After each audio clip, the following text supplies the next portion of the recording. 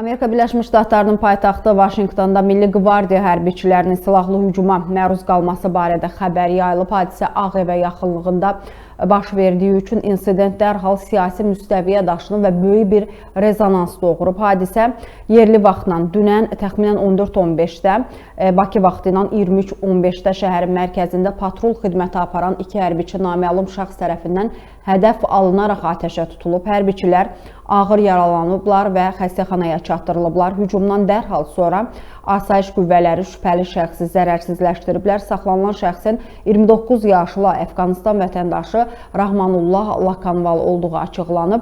Onun Amerika Birləşmiş Ştatlarına 2021-ci ildə humanitar proqram çərçivəsində daxil olduğu bildirilir. Tək başına hücum etdiyi qeyd edilir və ilkin məlumatlara görə hadisə hədəf götürülmüş atışma kimi qiymətləndirilir.